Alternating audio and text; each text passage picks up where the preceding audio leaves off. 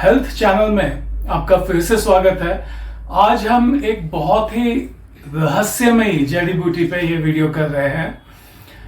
रहस्यमयी का मतलब यह है कि कुछ ऐसी जड़ी बूटियां हैं जो कि बहुत ही ट्रांसफॉर्मेटिव है। उनके सेवन से या तो आदमी जैसे कि अमर हो जा सकता है या तो उसकी मृत्यु भी हो सकती है। तो इस पार या उस पार वाला सिनेरियो होता है। इसलिए ऐसी जड़ी बूटियों के बारे में बहुत ही कम इंफॉर्मेशन होती है, क्योंकि लोग ऐसे जो तीक्ष्ण जड़ी बूटियां होती हैं और रहस्यमय जड़ी बूटियां होती हैं, जहां पे अंधेरा है, जहां पे ज्यादा पता नहीं है, उनसे दूर रहते हैं। तो इस जड़ी बूटी के बारे में बहुत ही नेचुरली कुछ चीजें हैं जो मुझे पता है और मैं इस पे रिसर्च भी कर रहा हूँ। और इस जड़ी बूटी को लेकर के पिछले जन्म का भी मेरा कुछ डेफिनेटली लेना देना है। तो जितना मैं जानता हूँ वो मैं इस एपिसोड में शेयर कर रहा हूँ, इसलिए कहीं मत जाइए, एंड तक शुरू से इस वीडियो को ध्यान से देखिए, सुनिए और इसे शेयर भी कीजिए। आयुर्वेद में एक सूची है दिव्य 64 जड़ी बूटियों की। इसमें मैं अलग से एपिसोड करूंगा। इसमें भी ये एक प्रमुख जड़ी बूटी है।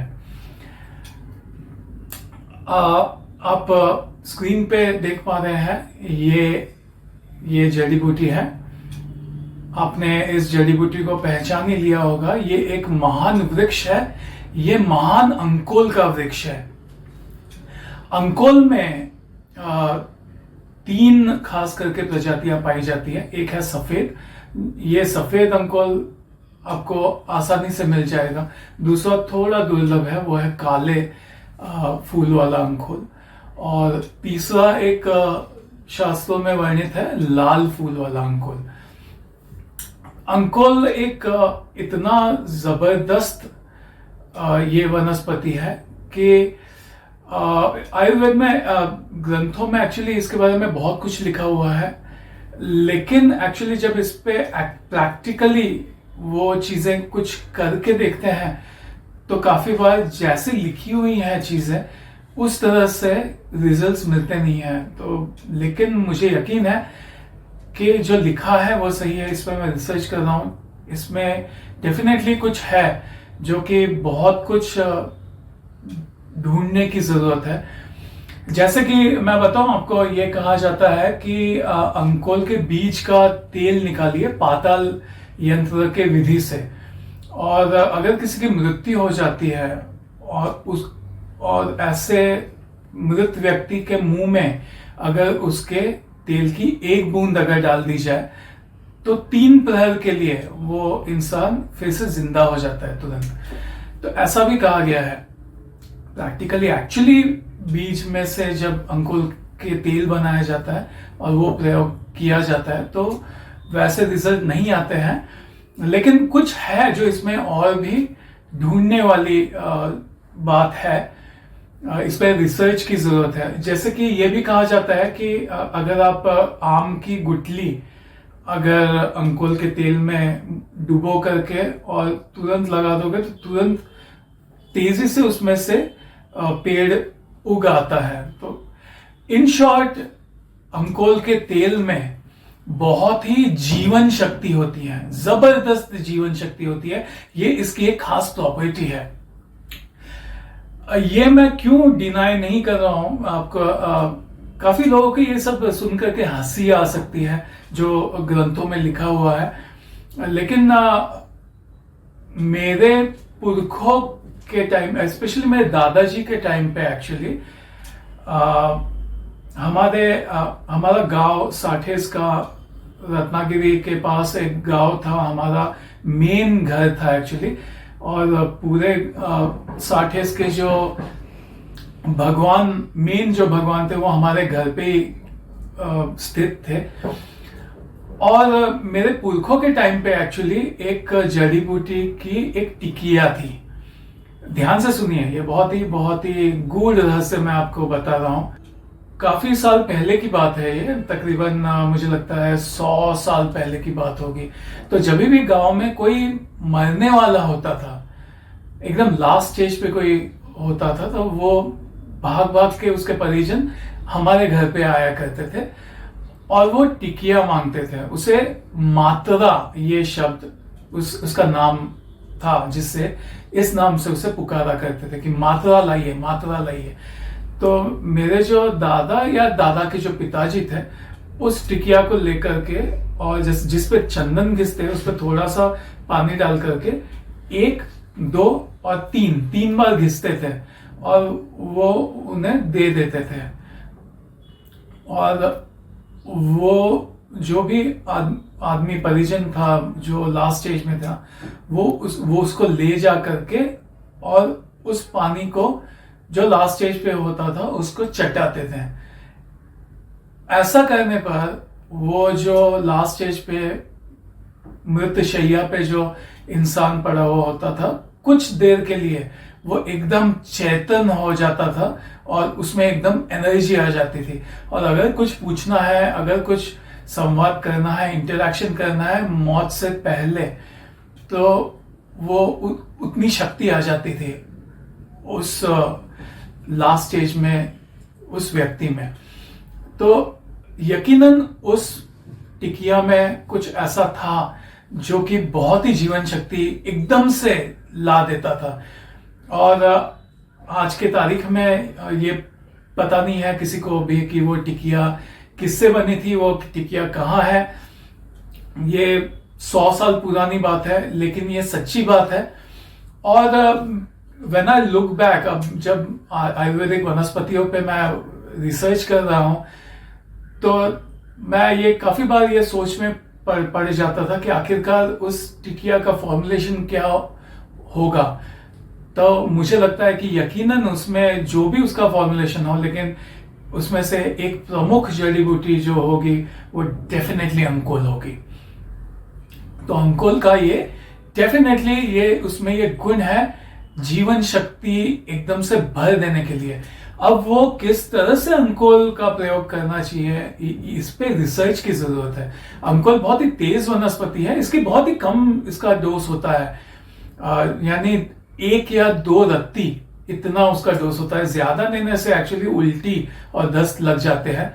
और अंकोल का यह स्वभाव है कि वो विष को काटता है, जीवन शक्ति तो देता ही है, वो विष को भी काटता है। वो अत्यंत विषनाशक वनस्पति है और विष को काटने का, बॉडी में से बाहर फेंकने का उसका तरीका है उल्टी और दस्त के द्वारा।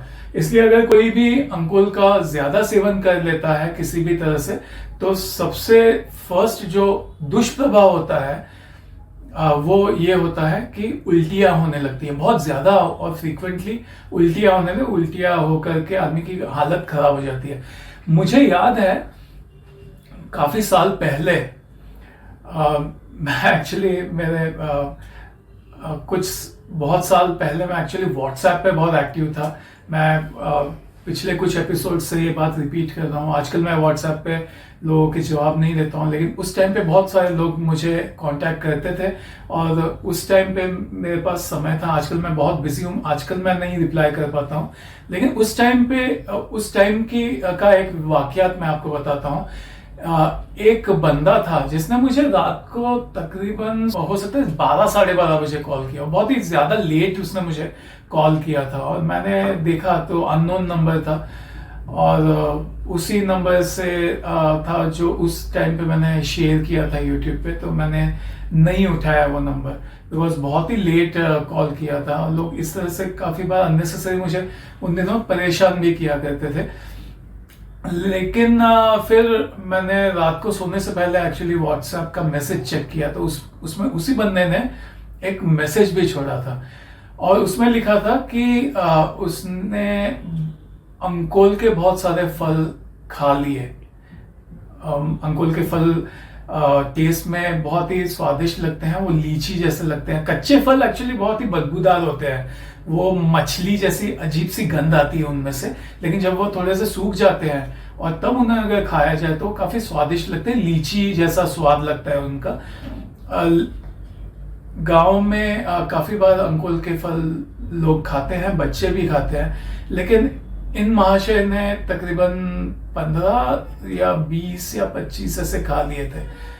और उसके बाद उनको बहुत ही ज़्यादा उल्टियाँ होना स्टार्ट हो गया था, और वो घबरा गए थे और उन्होंने मुझे कांटेक्ट किया था, क्योंकि मैंने अंकुल पे वीडियो किया था। उस वीडियो में मैंने एक्चुअली कहा था कि अंकुल के फल नहीं खाने चाहिए। एक्चुअली मुझे उसके बारे में ज़्यादा उस टाइम पे पता नहीं था। तो अंकुल के फल खाए जाते हैं लेकिन कम खाए जाते हैं, इन्होंने बहुत ज़्यादा उसका डोज खा लिया था। तब एक्चुअली मैंने उनको रात को फिर मैंने उनको फ़ोन किया और मैंने उनको कहा कि आप देखो आपके आसपास अगर कोई गूलर का पेड़ है तो गूलर भी बहुत विषनाशक होता है और गूलर भी विष को काटता है। अब एक्चुअली होता ऐसा है कि कोई भी दिव्य वनस्पति क्यों ना हो, विषनाशक अपने आप में क्यों ना हो, लेकिन अगर उसका आप ओवरडोज कर लेते हो तो एक तरीके से आप उस विषनाशक वनस्पति को विष में कन्वर्ट कर लेते हो। तो ऑब्वियसली उसको काटने के लिए भी एक विषनाशक वनस्पति की जरूरत होती है। तो मैंने उनको गूलर का सेवन करने के लिए कहा था। अनफॉर्चुनेटली एक्चुअली उनको मिला नहीं गूलर का पेड़ उसके आसपास, शायद उनको पहचान थी या नहीं थी, और बहुत ज्यादा रात हो गई थी उस टाइम पे। तो मैंने उनको सुबह कॉल किया and he was fine. Actually उनको कोई उसका वैसे कुछ उससे नुकसान नहीं हुआ था, सिर्फ उल्टियाँ हुई थी, बहुत सारी उल्टियाँ हुई थी, और उसके बाद कुछ टाइम बाद फिर वो 2-3 घंटे बाद फिर वो उल्टियाँ बंद हो गई। तो ये एक इसके बारे में इंफॉर्मेशन थी, जो प्रैक्टिकल अनुभव है वो मैं शेयर कर रहा हूँ। और इसके अलावा भी अगर सर्प भी अगर काट लेता है तो अंकुल की जड़ का चूर्ण बहुत ही कम मात्रा में दिया जाता है। इससे भी सर्प विष में अंकुल सर्प विष को बड़े आसानी से काट देता है। आजकल भारत में जैसे हम देख रहे हैं नरेंद्र मोदी जी के नेतृत्व में बहुत सारी अलग अलग क्षेत्रों में भारत बहुत ही विकास कर रहा है, लेकिन एक्चुअली एक एरिया है सांप एंटीवेनम, जिस एरिया में मुझे लगता है खास ध्यान देने की जरूरत है, जहां पे एक्चुअली मोदी जी ने शायद गवर्नमेंट ने उतना जितना ध्यान देना चाहिए उतना ध्यान नहीं दिया है। एक्चुअली इंडिया की अगर बात करें तो एक एंटीवेनम है जो कि इंडिया में है, एक ही एंटीवेनम है जो कि 4 सांप के विष में से बना हुआ है, इसे बिग 4 कहते हैं, जो कि बहुत ज्यादा जहरीले होते हैं। वो एक है स्पेक्टेकल कोबरा, यानी कि नाग जिसको चश्मा होता है वो। नंबर 2 यह होता है कॉमन क्रेथ। अब ये कॉमन क्रेथ जो है वो पट्टे पट्टे वाला होता है, वो काला, लाल, वाइट और येलो ऐसे पट्टे होते हैं उसको, बहुत ही छोटा और पतला सांप होता है। इस सांप का खास करके उसको एक बड़ी आदत होती है कि वो लोगों के बिस्तर में जाकर के और काफी बार छुप जाता है, और आदमी को वैसे सामने से आकर के वो काटता नहीं है, लेकिन बिस्तर में काफी बार इंसान को पता नहीं लगता है कि अंदर सांप है, ब्लैंकेट में जाकर के छुप जाता है और वो बहुत ही धीरे से काटता है और उसके काटे का पता भी नहीं लगता है, और 6-7 घंटों के बाद सडनली बहुत ही उसके घातक परिणाम नजर आने लगते हैं और फिर आदमी की मृत्यु हो जाती है। लेकिन ये दोनों जो है कोबरा और कॉमन क्रेथ, ये इनमें न्यूरोटॉक्सिक जहर होता है, यानी कि इसका जहर नर्वस सिस्टम पे हमला करता है। और 2 जहर होते हैं जो कि तीसरा सांप है वो है अपना सॉस्केल्ड वाइपर और रसल्स वाइपर।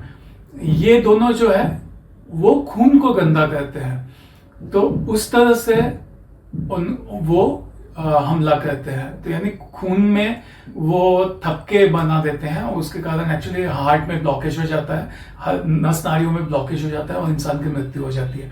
ये 4 सांप जो है वो ज्यादातर लोगों को काटते हैं और इनसे ये एंटीवेनम भारत में बनाया जाता है। लेकिन प्रॉब्लम ये है कि इसके अलावा भी बहुत सारे सांप है जो कि जहरीले हैं। कम सांप है, इंडिया में बहुत कम सांप जहरीले होते हैं, लेकिन फिर भी और भी है, जैसे कि मोनोलोग कोबरा है या फिर जो किंग कोबरा है। इन सारे सांप के एंटीवेनम नहीं है इसके अंदर। अगर ये किसी को काट लेते हैं तो ये एंटीवेनम किसी काम का नहीं। इसके अलावा भी ये एंटीवेनम स्पेशली चेन्नई में बनाया जाता है। वहां के लोकल सांप जो है वहां उसका वेनम जो है वो घोड़े में डाल करके घोड़े के एंटीबॉडीज निकाल करके और ये एंटी वेनम बनाया जाता है। लेकिन मजे की बात यह है कि ये साउथ इंडिया में एक्चुअली उसके सांपों से ये बनाया जाता है। काफी ऐसे ऐसा भी पॉसिबल है कि नॉर्थ इंडिया में या नॉर्थ ईस्ट इंडिया में या कहीं अलग क्षेत्र में भारत के अगर कोई सांप काट जाए, सेम अगर कोबरा भी काट जाए, कॉमन क्रेट भी काट जाए, तो भी काफी बार ये साउथ इंडिया का जो जहर है उससे जो एंटीवेनम बना है, काफी बार जहर में नॉर्थ इंडिया के सांप में जहर में थोड़ा सा फर्क आ जाता है और काफी बार ये एंटीवेनम काम कर नहीं भी करेगा, ऐसे भी चांसेस है। तो ये भी एक एंटीवेनम का प्रॉब्लम है क्योंकि साउथ इंडिया के सांप के जहर एग्जैक्टली नॉर्थ इंडिया के किसी सांप के साथ मैच कभी कभी नहीं भी होता है, ये भी प्रॉब्लम है। तो आयुर्वेदिक एक एंटीवेनम की भारत में बहुत ही जबरदस्त जरूरत है क्योंकि आप मजाक मानेंगे, साल में 1 लाख से 1.25 लाख लोग भारत में आज के तारीख में भी लाख लोग जैसे सांप के काटने से मरते हैं। ये आज के तारीख में भी ये हकीकत है। तो अंकोल जैसी वनस्पतियां हैं जो कि बहुत ही विषनाशक हैं और ये बहुत ही अच्छा काम करती है सर्प विष में। इसके अलावा अंकोल के पेड़ को अगर आप काटो तो अंदर से आप देखोगे तो इसकी जो छाल होती है वो ऑरेंज रंग की होती है। तो ये बहुत ही स्किन के लिए बहुत अच्छा होता है। तो हर तरह के चर्म के विकारों में भी ये बहुत अच्छा काम करता है। इसमें अगर इसके छिलके को उसकी पेस्ट बना करके अगर प्रभावित स्थान पे लगाया जाए तो हर तरह के चर्म विकार बहुत तेजी से दूर होते हैं। मुझे लगता है कि अंकोल का और मेरा पिछले जन्म का जरूर कोई बहुत गहरा नाता है। अगर मैं ध्यान साधना करूं तो उसके जो सारे रहस्यमयी गुण हैं उसे मैं ज़रूर उजागर कर पाऊंगा। ऐसा मैं इसलिए कह रहा हूं क्योंकि बहुत साल पहले की बात है, उन दिनों की बात है जब मुझे अंकोल की पहचान भी नहीं थी। और मुझे याद है हम लोग बड़े घने जंगल में भ्रमण कर रहे थे और तकरीबन 200-250 मीटर दूर एक पेड़ था और तुरंत उसे देख करके और मैंने एकदम से मेरे मुंह से निकल गया कि अरे देखो वहाँ पे चलो, वो अंकोल का पेड़ है। और एक्चुअली हम लोग वहाँ पे गए और वाकई में वो अंकोल का पेड़ था। पता नहीं मुझे सबकॉन्शियसली मैंने उसकी किस तरह से पहचान कर ली। अंकोल के एक्चुअली और बहुत फायदे हैं और बहुत जानकारी है जो अंकोल पे मैं दे सकता हूँ। किसी वीडियो बहुत लंबा होते जा रहा है, किसी फ्यूचर एपिसोड में मैं इसे डिटेल में डिस्कस करूंगा। तो अगले एपिसोड तक विशाल साठे को दीजिए इजाजत। बाय।